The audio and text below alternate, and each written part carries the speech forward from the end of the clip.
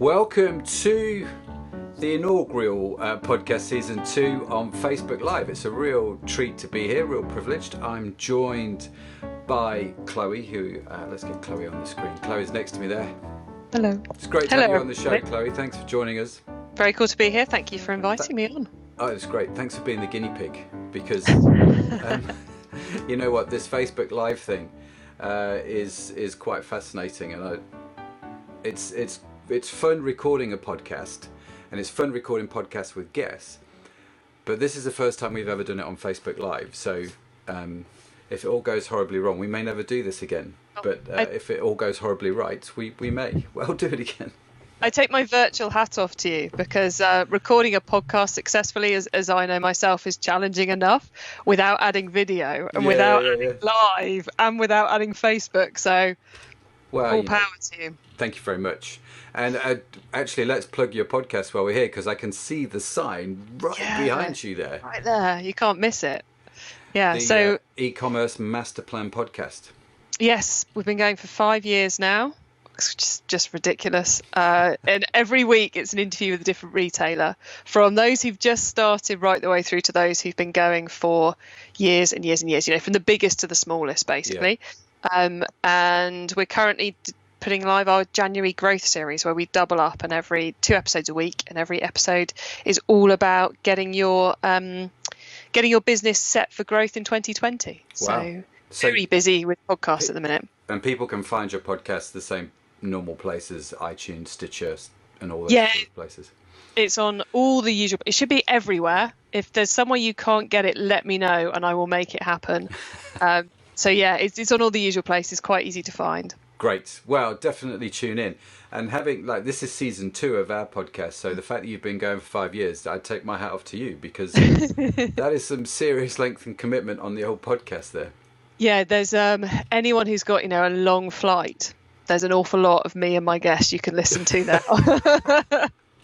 Hours and hours and hours. The long haul. Yeah. Well, actually, in a few weeks' time, I'm flying over to New Zealand, so I might do a bulk listen and catch up. Yeah, I'm not sure if that's good for your sanity to listen for 20 odd hours straight. Maybe mix it in with something else. But yes, the option's there if you want it. Maybe, absolutely. Well, listen, if you're joining us live on the show, it's great to have you here. I'm Matt Edmondson, and this is the wonderful guest, Chloë. And welcome to January. Welcome to the Curiosity Podcast Season 2. We do have, I believe, comments. So if you have questions, comments, you can throw them in as we go on live too, unless you're listening to the audio podcast, in which case you can't. Because, I'm not sure when the audio for this will be published. But we are trying with our podcast to stream them on Facebook Live when we record with the guests. So if you like the show and you want to interact with the guests, come on Facebook Live, join us, add your comments, and we'll try and do maybe a Q&A either as we go through or maybe towards the end. We'll see how we get on. But Chloë, for those of the audience that don't know who you are, that haven't listened to your show, what's a brief bio for you? Wow. So I've been in e-commerce for over 15 years. So brief is challenging, but I will do my best to keep it short. Go for it. So I started off working client side for a UK high street retailer. So I did omnichannel 15 years ago, which is those of you who are trying to get omnichannel right now, it was considerably more difficult back then and considerably more expensive too. Then I worked for and ran an agency for 10 years. Focusing on the marketing side of things, and these days I help e-commerce business owners work out how to make their business more successful by helping them solve their marketing problems. Most of that I do by giving them the tools to solve their problems themselves. So that's via the podcast and also via my books, and I speak at events and various bits and pieces. So I'm kind of more about education these days than consultancy. And you sound busy, right?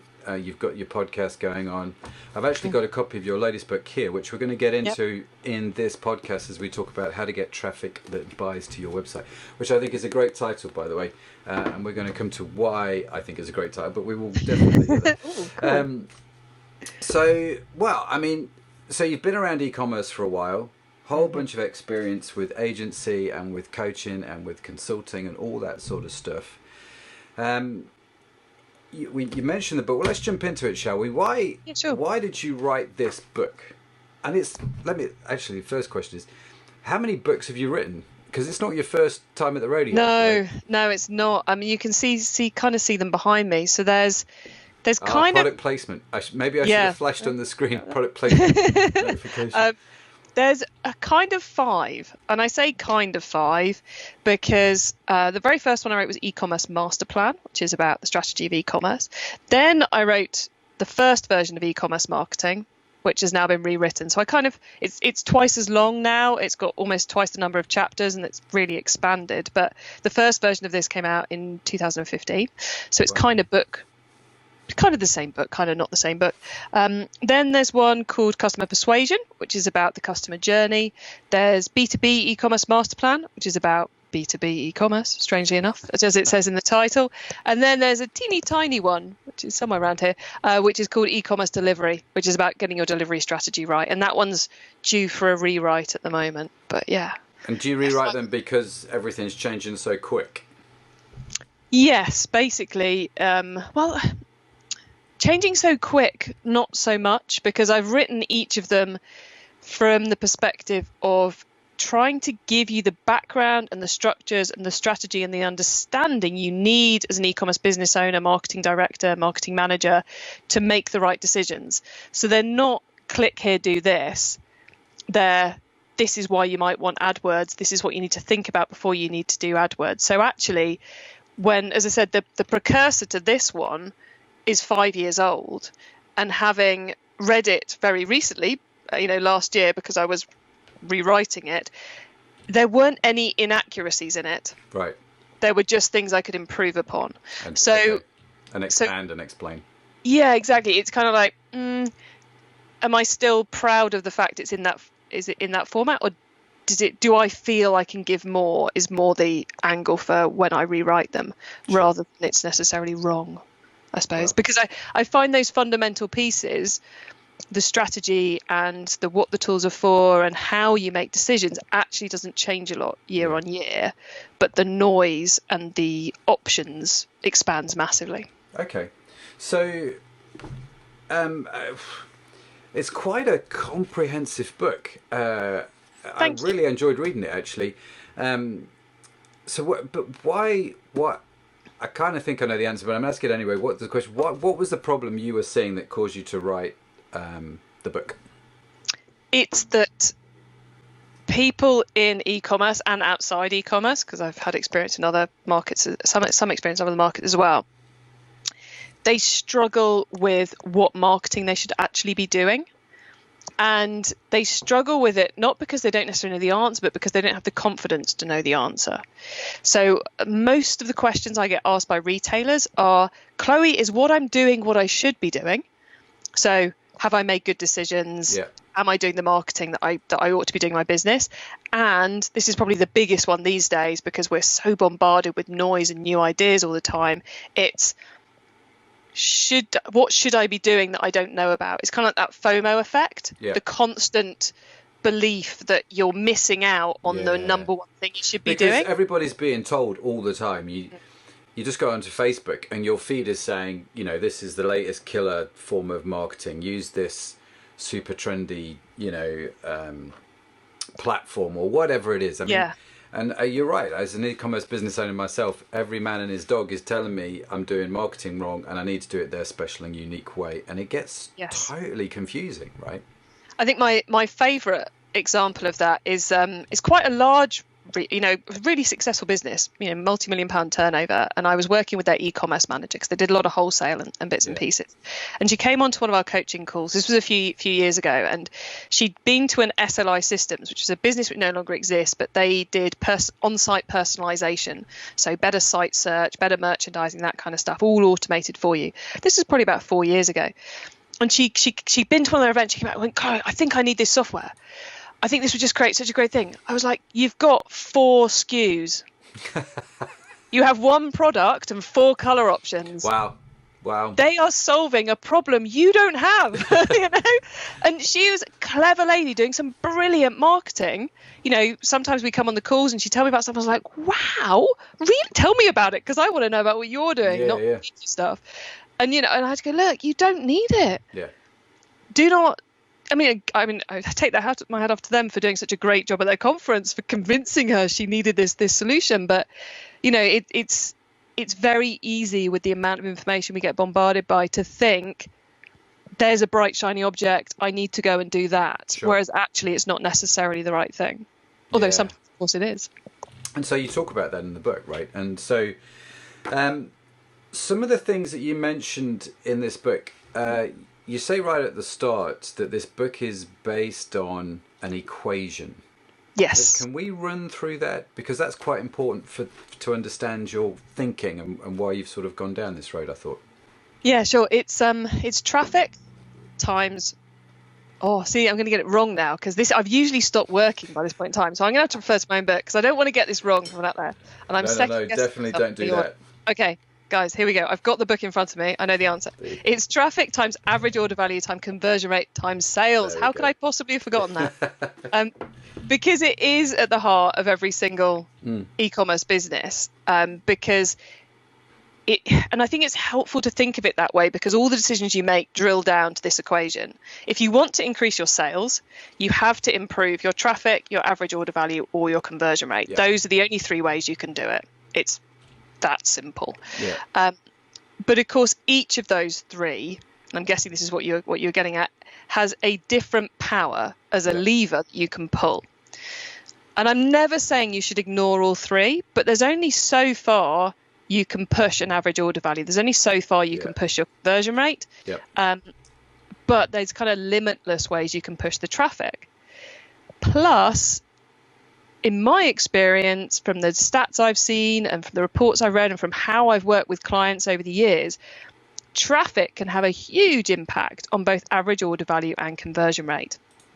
So those of you watching and listening will probably have experienced the fact that your Google shopping campaigns have a considerably lower average order value than your other marketing methods. Because Google, exactly.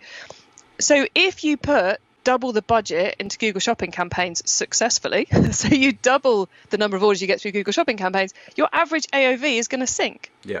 Because you're driving a load of lower AOV traffic. That's not necessarily a bad thing.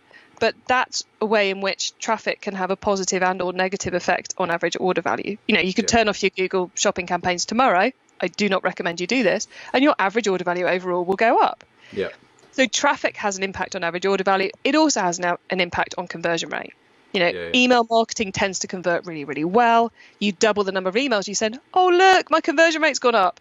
But it doesn't necessarily mean your website is converting any better. So you're just sending different traffic to the site.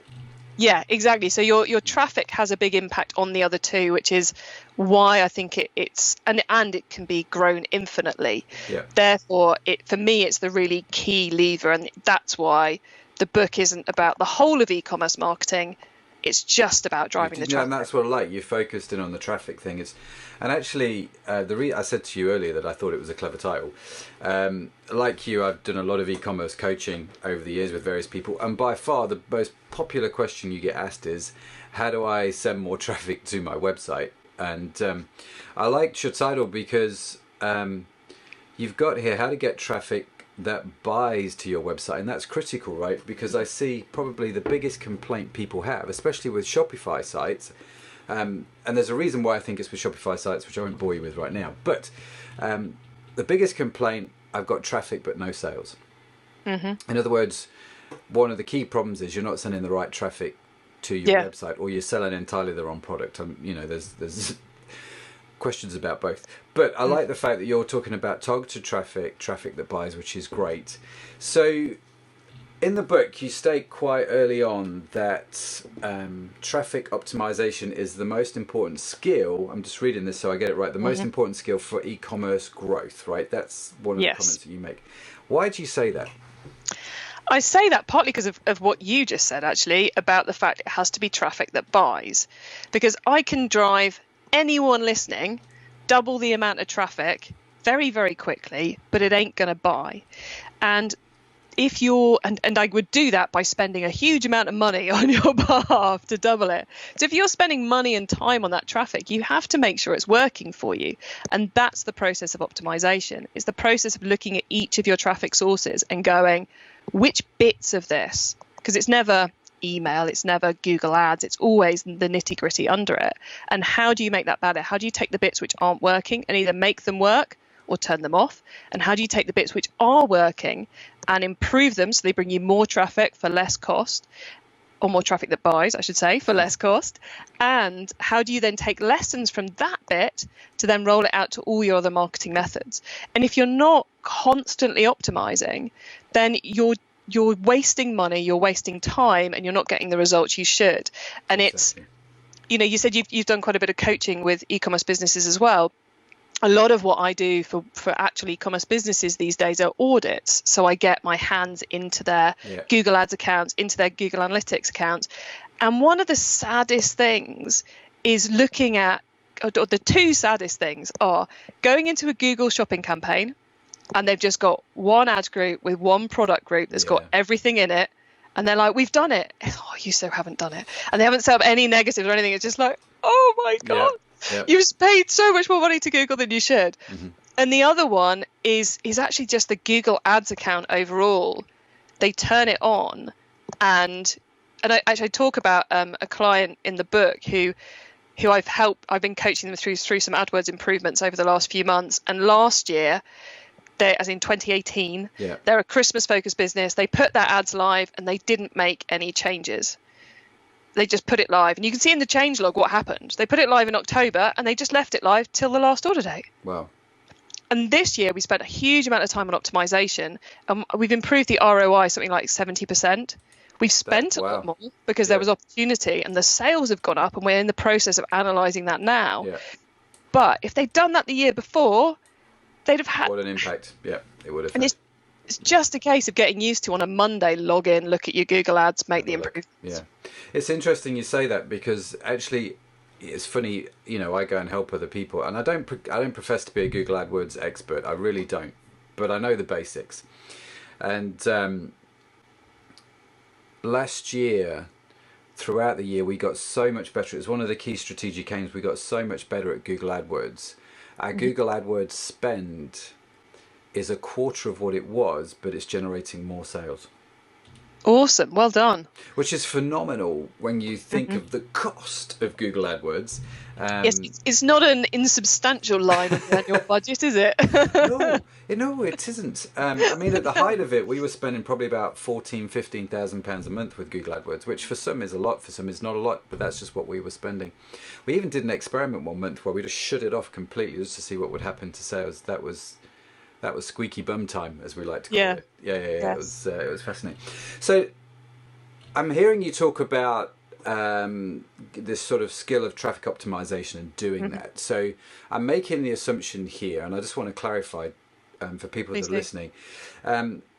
Traffic optimization is a skill you think people can learn and develop and grow in?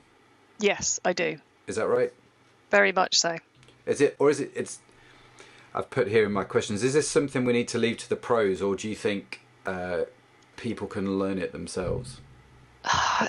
I think there's I'm going to keep coming back to Google Ads. I appreciate that's a difficult question. It's a bit of a It is a tricky question. Yeah. I think if you want to be successful in e-commerce and you have any involvement in the marketing side of it, you have to understand optimization as the skill set. Totally because whatever level you're at, you're making decisions about what you spend money on and what you spend time on and the people you hire and the skill sets you want. And if you're not looking at the results and going, is this worth doing? Is this not worth doing? And then if you're not sure, then looking at what you're actually doing and seeing if you can improve it, then what are you doing? Quite frankly, you're missing a huge trick. So the general skill of optimization, we should all be capable of doing. whether we should be the people who are doing the Google Ads optimization, the Facebook Ads optimization, the email marketing optimization, or any of the other marketing methods that come into this. And those of you listening, I will keep referring to Facebook Ads, Google Ads and that, because it's just so much easier. It's such a good example for what we're talking about. But this counts for everything, including influencer marketing, SEO, and the soft stuff. Whether you should be the person in-house doing the Google Ads or the Facebook Ads is another question, because as you'll have experienced over the last year of getting good at Google Ads, it's a minefield of complexity. There's an awful lot to learn, an awful lot of places where you haven't even the settings hidden somewhere and you haven't realized. And then with Facebook Ads, it's more a case of there's an opportunity you're not aware of because there's new stuff happening all the time. Because I always think Google Ads is set up to take money off you without you realizing it, because they hide important settings in places and they default to settings you shouldn't really be choosing. Whereas Facebook Ads is set up not to do that. It's set up to help you want to spend more money, but that means it's also equally complicated. Neither of them are straightforward. No, as platforms, and you've got to get your head around it. And I mean, I just to be totally transparent, one of the key things that we did to reduce our AdWords spend was we got involved in the team, a chap called Ross, who I'm hoping is going to come on the show one day, and he actually was an expert in the nuances and the subtleties of Google AdWords in a way that we weren't. So I appreciate it's a mixture. As the owner, I need to understand, need to get my head around it, but I think depending on the spend as well you have, it doesn't hurt to get an expert in. But again, I've come across self-professed experts who, well, that their expertise is questionable. Let's just put it that way. It's have you come across people like that? Oh, plenty, and it's one of the reasons why I've written the book, is to give people like you, the owner, the marketing manager who is hiring people, who is hiring suppliers, the knowledge enough to be able to hire the right people. If you read my chapter on Google Ads and you're speaking to a Google Ads consultant, you'll be able to ask them questions that if they don't know the answers, do not work with them. You're totally right. I like that, and I love it. You make it accessible, which is great. So well done on doing that. Thank you. So in the book, again, you talk about the three main core marketing methods. Yes. From your point of view, there are these three core marketing methods. You talk about many more in the book, but you focus a lot on these three. The first one being SEO, the second one being search engine advertising, and the third one being email marketing. Yes. Is that right? That is right. I love this little statistic you put in your book. You said that these drive about 60 to 80% of e-commerce traffic. How did you come about that thinking, or that revelation?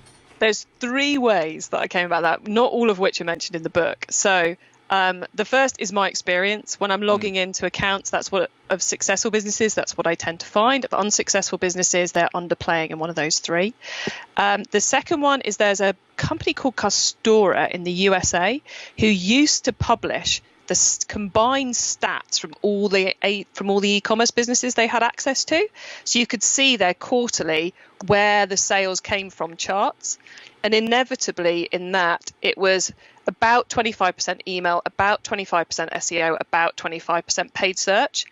And that's where the actual sales were coming from all the e-commerce businesses they had going through their system. Unfortunately, they don't provide that data anymore, which is really annoying, because I didn't feel I could put it in the book, because the stats are I think it's about 2016, the last one I managed to get my hands on, which is 2 years ago, and it's not really relevant enough to put in the book. So the third one is, in preparing for this book, I was like, how do I duplicate the Custora stats? So I went to SimilarWeb. Awesome free tool for anyone who wants to find out what their competitors are up to. You plug in the URL. All the time. Yeah, SimilarWeb.com. It's just the information they give you is unbelievable. And thank you for doing that, SimilarWeb. It's very kind of you. Yes, thank you, SimilarWeb. Please carry on. Don't stop. And don't stop with the free accounts. Please don't. No. Please. So what SimilarWeb do is they look at where the traffic's coming to all these different websites. So we took, I got my virtual assistant to do this, and she went through, I think I gave her the top 10 UK, top 10 US, and top 10 Australian e-commerce businesses, and we looked at where their traffic was coming from. And from those three channels combined, it always comes out somewhere between 60 and 80%. I mean, back in 2016, I just said all three of them need to be between 20 and 30% if you want a balanced business. These days, email sometimes isn't working for businesses as well as it used to because of the plethora of other things we've got. So yeah, that's where the stats came from. Interestingly enough, I was speaking yesterday to a guy who's going to come on the podcast. He's the CEO of Pure 360, which is an email marketing platform. And I'm really, really looking forward to him coming on the show. Some of the stuff that he was talking about where email marketing is concerned was just fantastic. And so he's got some really, really interesting insights to share, or is going to be sharing about that. Very cool. So I like it. You've done this research. You've got the 60 to 80% rule, which I think I would have hit the same numbers, which is good. That's good. That's reassuring. Yeah. Always good sense check. So SEO, let's dig into that, right? There's a number of things in your book that I like, and I know I keep talking about your book, and I hope I'm not overplugging it, but do buy the book. It would be my advice. One of the things that you talk about in there, which I really like, and you do it quite early in each chapter when you talk about these things. So you talk about SEO and you say, right, for SEO, this is what you need to measure. This is how you know if your SEO is working for you, which is super, super cool. So how do you measure your SEO, the value of your SEO? For me, it's less about ranking and much more about traffic and money, which, given the book's called Traffic That Buys, you could kind of guess that, everybody. And we're in the e-commerce business. We're not in the traffic business. It's but there's subtle differences. But sorry, I interrupted. No, that's okay.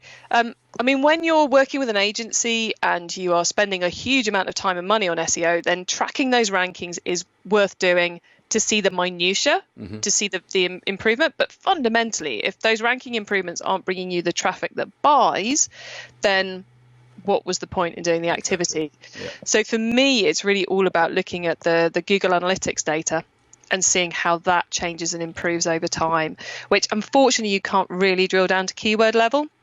Although you can get a certain amount of keyword data, the privacy reasons mean we can't get that much of it. But it's really about how much traffic are we getting from SEO and how can we improve that, and how much money is that actually turning into? Because it should be one of your, certainly your highest return on investment channel, and it should be one of your best converting channels too.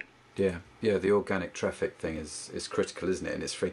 And I notice it in my own businesses. I notice it with clients' businesses. When your rankings go down, your sales go down quite quickly. And it's not always that quick, is it, to get the SEO to go back up? So what are some of the strategies that you found that works with that? Well, there's three key parts to SEO. One is to be relevant. Another is to be in the index, and then the third is to be important.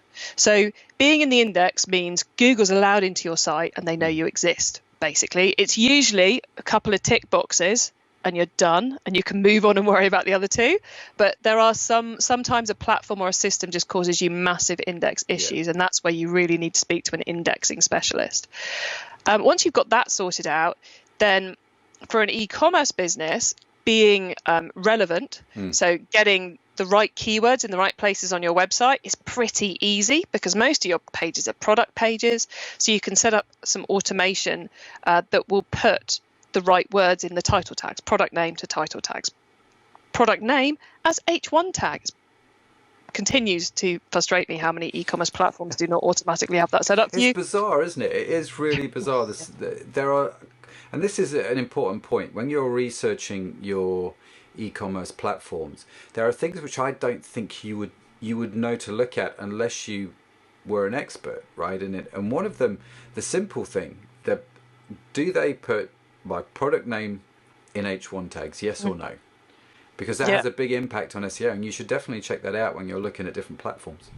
That's a good tip. it's incredibly easy to check out as well. You just look at one of their clients' websites, hit Control U when you're on a product page, and search for H1. Yeah. And what is it? Yeah. I think the worst one I ever found was where the Buy Now button was the H1 tag, which was ridiculously awful. Just awful. Yeah. Yeah. It's bizarre, isn't it? It is bizarre. It's getting these things right. But you're right. Just so you would go to a product page that is in that e-commerce platform. Yeah. So let's say I'm going to pick on Shopify because everyone knows Shopify. So you find a Shopify website, you go to the product pages, and you look at the source code by hitting Control U or right clicking and going down to view source, depending on what browser you're in, and then just search for the product title. And if it's surrounded by H1 tags, what we mean by H1 tags is it's going to have the less than, the more than sign, and in the middle of that it's going to say H1. And that's going to work well for you, isn't it? I think just searching for that is super, super important. Top tip there. Yes. Top tip. Okay, so getting some of the basic rights. What are some of the other tips? So you talked about relevancy and importance. Yes, so relevancy, quite straightforward setup. And the good thing is if you've never done any SEO, when you actually bother to get your right keywords in your right place on your product pages, because all the rest of your marketing will have made you fairly important, you may get some very quick overnight results from just telling Google properly what your site's actually about. But be important is the ongoing drudgery of SEO. The ongoing building links essentially to your site. I shudder to use the phrase link building, but unfortunately it's the best one available. But be very careful if you're going to do link building, because these days you can get bad links, and bad links penalize your website. When you've heard people get destroyed by a Google algorithm change, it's because they had a bad link profile. So the mix of links coming to their website were from bad places, or they appeared at bad times, and all that kind of stuff. It's very complicated. But the kind of like the basic guide to it is, if you see a site you think it would be really obvious for your business to have a link from, then it's worth pursuing a link from that website, which is where SEO now hugely overlaps with PR and partnerships and influencer marketing and content marketing and lots of other areas. So if you're busy with influencers and PR and content, then you can probably let your SEO take care of itself to a certain extent, because you're actually building up all the important stuff with the other marketing that you're doing. And what sort of time frame have you discovered works well for SEO? You mentioned some things can happen overnight, but that's not typical, right? No. The overnight stuff pretty much only happens if every single title tag on your website is literally this is a website, and then you change it to be Chloe's perfume shop or something, and then you actually put the right things in place, then you can get a bit of an almost overnight pack.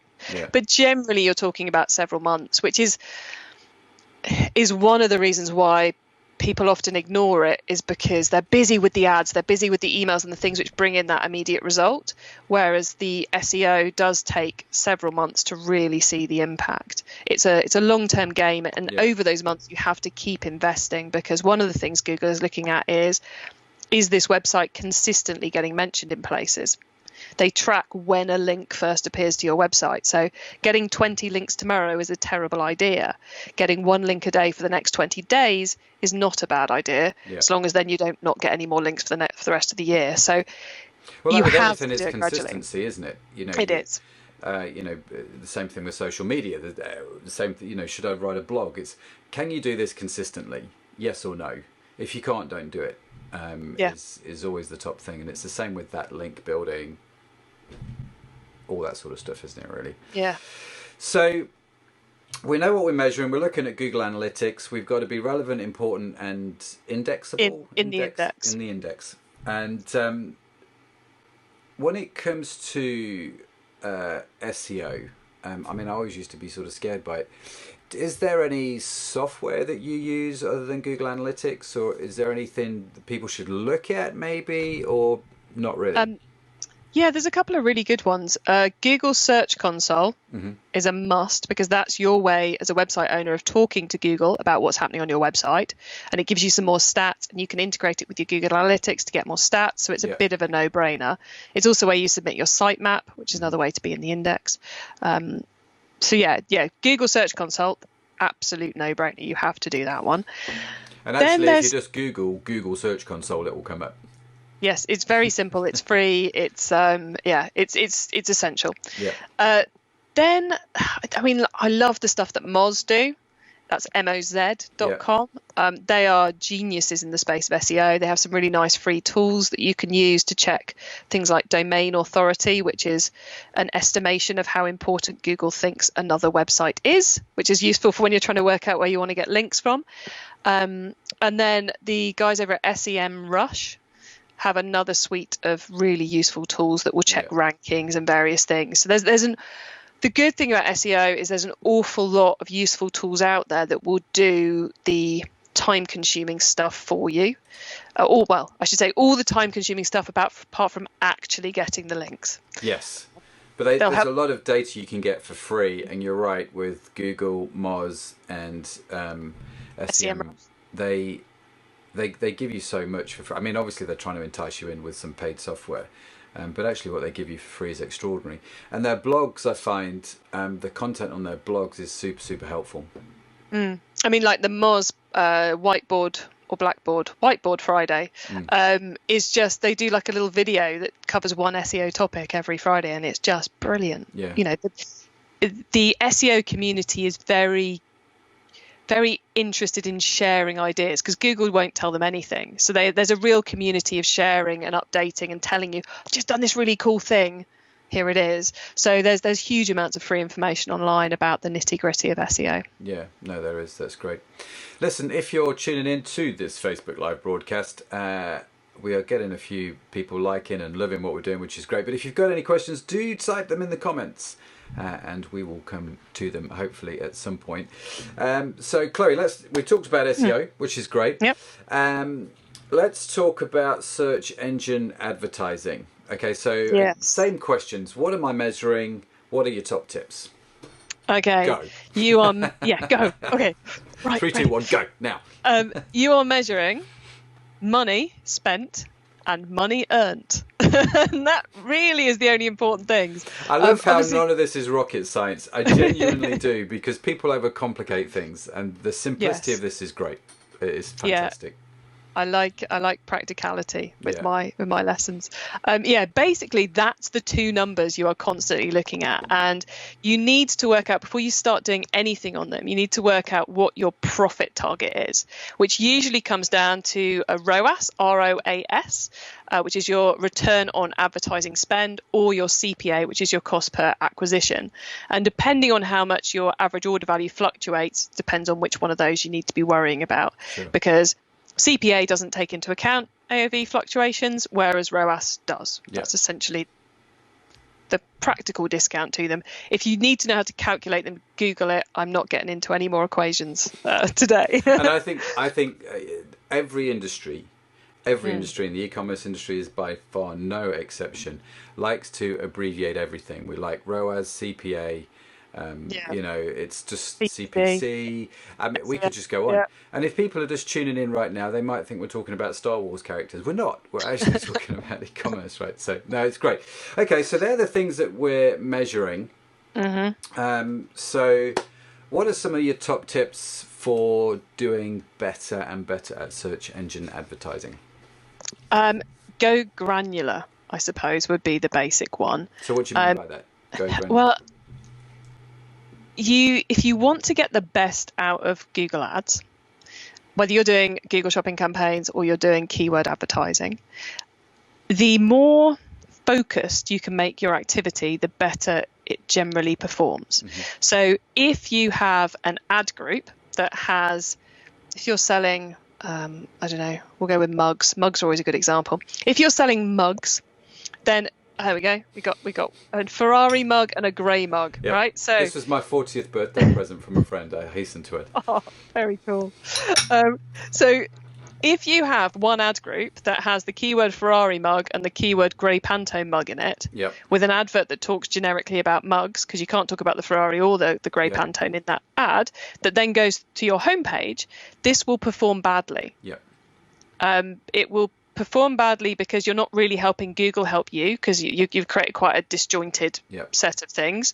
But it also will confuse the customer, because if a customer who wants a Ferrari mug, who's clicked on an ad for a Ferrari mug, who's then goes through to a landing page that's not about a Ferrari mug, where they've got to search for the Ferrari mug, they ain't going to convert. Someone who's searching for grey Pantone mug, who sees an ad that just talks generically about mugs, they're unlikely to click on that. And click-through rate is one of the ways in which Google analyzes how strong your ads are. Mm-hmm. Because on the Google Ads platform, for each space on every search someone does, Google is running an internal auction to work out who deserves to be placed in those search results. And one of the most important factors in that is your quality score, which is something which Google calculates and they tell you about. You can add it as a column in Google Ads and it will tell you how good your quality score is. And if you've got a really high quality score, you will pay less for position one than someone who hasn't got a high quality score, and you're more likely to appear in position one and on page one. And a large influencer of quality score is how likely someone is to click on the ad when it's positioned next to that keyword. So by being granular, what I mean is you should have two separate ad groups. Mm-hmm. One for Ferrari mug that has the keyword Ferrari mug in it, and has an advert that talks about the Ferrari mug and goes to the landing page for the Ferrari mug. And then a separate ad group for grey Pantone mug that has an ad for the grey Pantone mug and then goes to the grey Pantone mug page. And that's how you should be structuring your ad group. Yeah. So if you're starting off, or you've just had it live and you haven't really done anything with it, then start off by looking at your best-selling products and build the ad groups around them, or your best-selling categories, and start small and then expand it out. And if you find that with Ferrari mug, that keyword, when you're looking at the search terms people are actually using, you find you've got people who are, that for some reason or other, Google's showing it to people who are searching for Porsche mug, and you sell a Porsche mug and you're getting a lot of clicks on that for some unknown reason, despite the fact it's a Ferrari ad, then it's time to create an ad about Porsche. So it's starting small and then looking at the data to work out how you build. Yeah. It's so tempting to create 20 keywords for every single product and spend 3 weeks building this massive Google Ads account. Whereas actually what you'll be doing is you're wasting time and you're not learning from the data. So it's start small, learn from the data, and then keep it granular as you build it up. And that's brilliant, and I love that. But the bottom line is you've got to be in it every day to understand and watch and monitor the data, right? That's the critical thing. You've really got to be keen to look at it. And we found actually with Facebook advertising, you can take it one stage further. So if I'm selling Ferrari mugs, I may have an advert which goes to Ferrari enthusiasts. I may have an advert which goes to F1 enthusiasts. I may have an advert which goes to F1 enthusiasts in the UK. And you can really break it down and see which ad sets convert the best for you by getting that granular thing. But only do it with products that actually sell. And the other critical thing which you said, which I just want to emphasize, because I think it's so important, is when you do an advert for your Ferrari mug, there's going to be a plethora of people now selling Ferrari mugs online. I think if you do, I think Chloe and I want commission. Hashtag the same. But if you're running a Facebook ad, a Google ad, whatever, to Ferrari mugs, take them to the Ferrari mug page on your website, and you'll find that your Google AdWords will be much better, as you have said, and I think you also find they're cheaper, right? Because if I just do a Google AdWords mugs or sports car mugs, they always cost more than if I do a campaign around yellow Ferrari mugs, which is much more niche and targeted, which is actually what I'm selling. But the keyword cost will be much lower. Yes, it's something which we did an awful lot of Google ads when I was back in my agency days, and I'd often have the members of the team coming up to me and going, the client wants us to bid on this. Like we did some work for a company who sold silk flowers, and they wanted to bid on flower arrangements. And we were like, it's really terrible idea because it's an expensive keyword, and most people looking for that are not looking for what you're selling. Yeah. So it's going to be expensive and it's not going to convert very well. And we must have spent 6 months, various meetings where the owner would bring this up and go, look, you really, the nicest possible way, not that we put it this way, but it's a really stupid idea. But, you put it in all kinds of lovely terms. And it got to the point where just like, right, the guy, the account manager came up to me and went, they still want to do it. I said, right, fine. Email them back, tell them we will turn it on Monday. And we will report on Monday afternoon how much it's sold and that we take no responsibility for the return on investment achieved. And the client came back and went, yeah, that's fine, great, do it. So we reported back on Friday and it spent $1,000 and we'd had one sale for 50 quid. Wow. And we sent this back to them. And they were like, I make the numbers up, but it was something of this magnitude. Yeah. And they came back and they went, actually, if they were the real numbers. Yeah, it was something along those lines. And they went, okay, you can turn it off. But then we had like our next quarterly catch up and they went, why aren't we bidding on flowers? Oh, really? We have to just waste another like $2,000 this time for you. Yeah. So yeah, it's you can lose a lot of money going after those vanity terms. So we used to refer to them as vanity terms, which sometimes if that's what your brand is trying to do and you're trying to break into that space and you're thinking really top of funnel, then it can be worth bidding on those terms. But it's got to be at least, look at I often tell people when they think when they're looking at these type of terms, go and search that term on Google and see what Google brings up. Yeah. And quite often you'll get quite a confused page where you've got maybe some pictures of flower arrangements and you've got some ads for Interflora and then you've got some videos on how to do flower arranging and then you've got some flower arranging products like scissors or something and some bowls and then maybe some random YouTube channel. And it's like Google doesn't know what someone searching for that term wants. So the chances that they want your product and they're going to convert and buy are really, really low. Yeah. So often looking at the search page can be a really good way to decide if it's a keyword. If you're not sure about a keyword, if it's a keyword you should be going after. Yeah. And do your calculations carefully, right, in terms of return on investment. If you're only making a 10% profit margin, those big keywords are not going to work out well for you. You're going to spend a lot of money on customer acquisition that's not going to convert long term. Yeah, and if you've got product margins that are that low, you probably want to start off with Google Shopping campaigns because then Google does all the hard work of setting up all the ads for you because you just plug in your product feed and away you go. And you can learn from Google Shopping campaigns what products sell on Google. And then you can go and create the keyword campaigns around them, which saves you an awful lot of time. But of course, you also need to optimize your Google Shopping campaigns just as intensively as you optimize your keyword campaigns, because anything you put live on Google, you don't really know whether it's going to work or not until you've done a good couple of weeks of solid optimization. Yeah. And it's not really going to come into its own until maybe a month or two later. And you have to spend money that whole time, which is kind of one of the big differences between it and Facebook. Facebook, you can get a steer after 20 quid's worth of spend. But Google, you have to put in more like the optimization side. Yeah, no, fair comment. I'm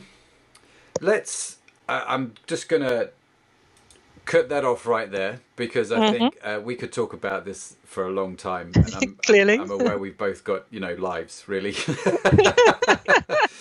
So let's talk, Chloe, about email marketing, which is the third key pillar, isn't it, in your book that you talk about? It is. So same thing. What are some of your top tips for email marketing that you could share with us? I guess the two obvious ones, the two I'm telling people most often at the moment, are that the days of batch and blast are over, where you just send one message to everyone every week. Amen. Yes, it may work for you, and there's still a place for it, but you need to be cleverer. And if you're not putting in place welcome campaigns, abandoned basket systems, post-purchase, whatever it is your customer is expecting to hear from you on that customer journey, you are missing out on thousands of pounds. The other one, would be, I also come across businesses, and I kind of alluded to this earlier, where email isn't really working for them anymore. And that is usually because they've not found the right strategy.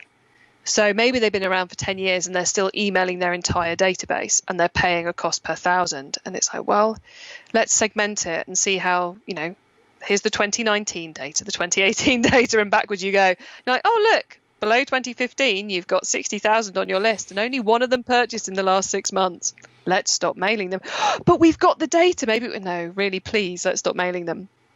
Or it's that they're only doing batch and blast and they're not doing a welcome campaign. So they're not really warming people up, or they've stopped trying to get hold of email addresses in the first place, which just blows my mind. Yeah, So you can't, we were very, very lazy with email back in the day. We just created an email each week, pinged it out, and we made tens of thousands of pounds. Yeah, it was a lot easier back in those days. It was a lot easier. But if you're clever with your data and you're looking after your customers and you're sending them good quality information, good quality products and good quality messages, and using it as a way to build a relationship with the customer, so you build that trust, so you've got reviews and trust scores in every email and you're responding to what they're interested in, then you will find email works. It's a lot more work than it used to be. But the good thing is, once you build those automations, then they deliver for you week in, week out, and they bring you those sales. So you really do have to have a strategy these days and think about what you're going to build and what messaging you want to get out there and to who you want to send it to. Yeah, and when you want to send it. Super critical. So have you got a favorite piece of software, or what service do you use for emails? Me personally, I use Omnisend for my emails, which is one of the email marketing, the e-commerce. That's the word I was looking for. What we do. Yeah, just what we do. It's just written all around me. It's the word e-commerce. I can't even remember it. Do you hyphenate or not? That's the key question. I don't hyphenate. I just can't be bothered anymore to hyphenate. Life's too short for hyphenation. So in the word email or in the word e-commerce. Exactly. Yeah. So Omnisend is one of the email marketing platforms. I have quite a close relationship with them, so I use their platform. Okay. I'm hearing they English company, American. They are Lithuanian. Okay. Yeah. Great company. How did you come across them? Oh, now you're asking me to stretch my memory. I think they got in contact about partnering on some content or the podcast. So they're sponsors of my current January growth series. Great. At the moment. I also do quite a lot with Klaviyo. Yeah. Or super Klaviyo. Popular at the moment, isn't it? Is it Klaviyo or Klaviyo?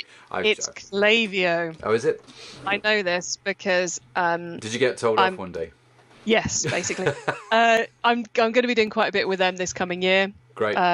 And no, I like them. They're a good company, actually. I really like what they do. Clever. They are. They are. Expect to hear a lot about them in the UK this year. They're getting quite aggressive in their UK positioning this year. So yeah, Klaviyo, very popular. I know a lot of people are doing great things with that. And then Pure 360, I like. .digital, I like. I think it's a bit like website platforms. You have to find the right email software solution for you. Yeah. And by that, I mean you need to look at what you need to integrate with, what you're planning on doing, what their pricing structures are, and find the one that will give you the support and the options that you need. And these days, that's not just integrating with your website, that's integrating with your merchandising system. Yeah. That's integrating with, maybe you're doing push notifications, you want to test SMS, you're doing WhatsApp, Facebook Messenger marketing.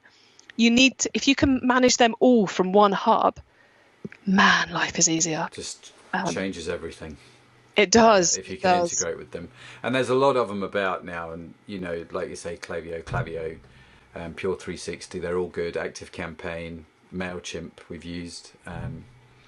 HubSpot we've used, although HubSpot's quite expensive for e-commerce companies. Yeah, there's a whole bunch of them. And like you say, if you know what it is you want out of your email marketing, it's much easier to choose your platform accordingly. It is. You've got to. It's as important a decision as what software platform your website sits on. It is. Because these days it even affects your advertising, because you want to link the audiences you've set up in your email or customer management system with your ads. So you're putting Facebook ads in front of people at key parts of the buying journey and all the rest of it. So if you don't have that happening, you are losing money, basically. Yeah. No, you are totally. And one of the things that I've found, actually, I don't know if you can comment on this, people always ask you, well, what kind of email should I do for my industry or the market that I'm in?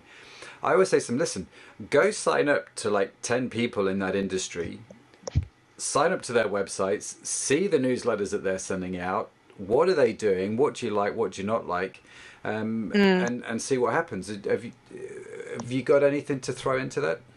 I think anyone who hasn't got an email inbox, a Gmail inbox that they are watching their competitors and brands they think do a great job with email, or any other marketing method, if your competitors send out catalogs and you're not on their mailing list and you haven't bought from them, so you make sure you get all the postal stuff they send out, then you're missing a trick, because you need to know what they're up to, and you're also going to take great insight from them. Yeah. I mean, I started my career in the mail order industry, and we would the buyers and the merchandisers in particular would, really focus on what our competitors were putting out in their catalogs, because we knew, everyone knows in the catalogue industry, that your best-selling pages are 2-3, and your next best-selling pages are the back page, and then the one is the page inside that, and then it's the middle spreads. So you can work out what someone's best-selling products are by doing that, and you should be able to do the same thing with email to see what's working for them, what trends are working, what messages are working, and then you can, take ideas from that, but also don't just copy the competition. Make sure you're doing some good content too. So yes, an email watching account, competitor watching account is so important. No, it is totally. And I must get 100, 150 emails a day. I don't read 100 to 150 emails a day, but these are deliberate companies that I've signed up for because I want to see their trends. I want to see what they're doing over time. I want to see their frequency. I want to know what they're doing in their subject lines. I mean, it's like a whole masterclass of email marketing that you don't pay for, right? It's especially with some of the bigger brands that have invested millions into trying to understand this. It's very good free learning.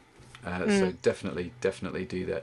And please, everyone listening, if you're going to do it, set it up on a separate Gmail account. Don't do it on your own account. One, because it's just you're going to get bombarded, but also because then you can give that login to everyone else in your team, so all of you can go in and look at what people are doing. There's no point in each of you creating your own list of competitor emails. Share the knowledge, and it will make all of you better marketers. That's a great tip. Great tip. And you can do that with Gmail quite easily, can't you? Just set up your Gmail. Yeah, very easily. Yeah, no, straightforward. Okay, well, listen, I'm aware of time. Can I ask you about one more thing in your book? And then we'll go for it. It's nothing to do with the three things that we've talked about already, although you have mentioned it briefly. And that is this I'm intrigued. I think everyone's talking about it, and it's a question I get asked a lot at the moment, and that is about influencer marketing. It's a trendy phrase, isn't it? Which basically means the guy over there who's got a bit of a social media following is talking about my product on his social media platform. Yep. God bless him. And that's sending people to my website. And there's a lot of stories coming out at the moment, people who have been super successful with influencer marketing, building their business. And I don't want you to talk about everything in your book in this podcast because I don't want people to buy it and read it. But I was curious about influencer marketing, your experience with it, any tips you've got in that whole area, things to look out for. I think, and I'm aware it's a term which is a bit like Marmite. I have one good friend who runs a very successful e-commerce business who says influencer marketing doesn't exist. I think that's taking it a bit far. I think it's very easy to get kind of blinded by that. Oh, I must do influencer marketing. It's all lovey, but it's hard and fast numbers. And what you need to do is to find maybe 10, maybe 20 people who you want to test a message with, because you want to look at the results from those 10 or 20 people and see which one did best, and then work more with that, and then find more people like that person. There's various search tools you can use to find influencers and to recruit influencers and to manage them. One of the best tactics I've heard a number of retailers talking about is going out to your best customers and saying to them, we're willing to do X if you'd like to promote our products on Instagram. And so kind of creating a real relationship with some existing customers who love your product and rewarding them for recruiting it. So it's a really cool kind of what they call micro influencer strategy, which can be really focusing on your customers, which I always love. You know, you reward your customers first. Yeah, and it's like, oh, what an obvious thing to do. Let's not, you know, because you want someone who gets it. You don't want to go out to some influencer and be like, please, I'm really worried you're going to do something bad with my product. Because what you do need to do with influencers is allow them to create their own content, which actually makes it a really cool marketing method, because you can just go, here's some product, create great photos. You're not having to do a photo shoot. You're going, here you go. And, you know, if you've got physical stores, you can invite them round to do an evening where they'll take loads of photos and lots of bits and pieces. So there's some really clever and creative ways you can do it. So you'd say start with the micro influencers, start on your customers. What could you do with them? Have you got any examples that spring to mind? Oh, man. I'm just going to put you right on. And we're only 3 days into my working year, and I've had 3 weeks off, so I'm really struggling. I've had several people come on the podcast and talk about it, but as to who, my brain is drawing a total and utter blank, which is truly embarrassing. We'll put it in the comments when you think about it. Yes, I will. I will find it for you. I'll let you know tomorrow. But I guess the key thing is start with small. You don't have to hire Beyonce. Test which is multiple. Good to know, really. Yeah. It is. The number of people I think who think they have to hire a Kardashian, it's like, you really, please don't, because you'll get way too much money. Yeah, and you'll get way more engagement from someone who truly loves your product and who maybe only has 1,000 followers. Test with multiple. Don't just test with one. Test with multiple at the same time. Make sure you can find a way to track it, which is challenging on Instagram because of the lack of links, but there's ways to do it. Track the results and optimize, and allow the influencers to create their own content. Critical. So it's their brand and they can use it. Be nice to the influencer, because you're building a partnership. It's not like you're putting an ad in a magazine. You really want this to be a two-way piece. So listen and find out what you can do to help them. You know, if you want to promote your shorts but they're currently all about dresses, give them a dress. Have at it. Yeah. No, I can think of an example actually that's come to my mind. We talked to a guy called Sam at Pariah, which is a clothing company. They make cycling gear, you know, for road bikes. And that's basically, if you listen to the podcast, it's in season 1. That's how he grew his entire business, through Instagram, letting his customers take photos, putting them on there, sending them free stuff. They then took their photos, put it on there, and it grew and it grew and grew as a result of that. So there's an example. Pariah.cc, I think, is his website, and you can check that out on Instagram, and you'll see the kind of stuff he's doing. He's doing a cracking job with that. So no, that's great. Chloë, how do people get hold of let me start that sentence again. It's just getting on now, isn't it? How do people get hold of you? How do people reach out to you? How do people connect with you? Okay, best places to connect with me are LinkedIn and Twitter. You can find all the links to me on those at ecommercemasterplan.com. Just go to the contact us page, that's also the website where you can find everything else about what I'm up to, including the books and the podcast. And she says, completely losing the book, she wants to wave in front of all your faces. If you want to grab a copy of this, then head to Amazon, where it's available as paperback and Kindle all over the world. It's also currently in the process of being published as an audiobook. Yeah. We were talking about this earlier, weren't we? The fact that you spent hours recording this as an audiobook, which I have to be honest, I'm intrigued to listen to how you describe the tables in the book. Yes. And how you solve that problem. But no, it's great that it's on audiobook as well. And I can definitely recommend the book. If you want to, let me go that way. If you want to know how to get traffic that buys to your website by Chloë Thomas, head on over to Amazon. For some of you, that may pain you to buy from Amazon, but just, swallow your pride a little bit. Buy the book. It is good reading. Reach out with Chloë. It was ecommercemasterplan.com was your website? Yeah, ecommercemasterplan.com. Reach out to Chloë. I'm sure she'd love to connect with you and answer any specific questions that you have got. I am going to call it time there for the actual audio version of this podcast. So Chloë, thank you so much. I really, really do appreciate your time, your wisdom, and giving us the benefit of all that good stuff. It has been fantastic talking to you. Thank you so much. Thanks, Matt. It's been really cool being on your show and getting a chance to tell everyone about some of the lessons in the book. And hopefully we've helped some people today, because I think we've shared, between the two of us, we've shared a huge quantity of great advice. So we really have. We should charge for this.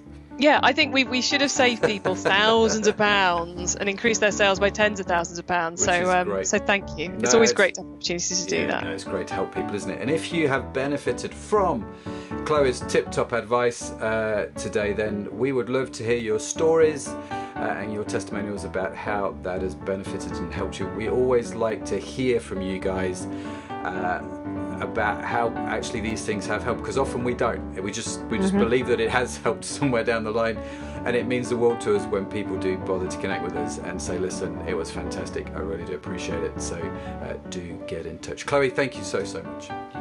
My thanks to you, Matt, too. It's been an absolute pleasure to be on the show.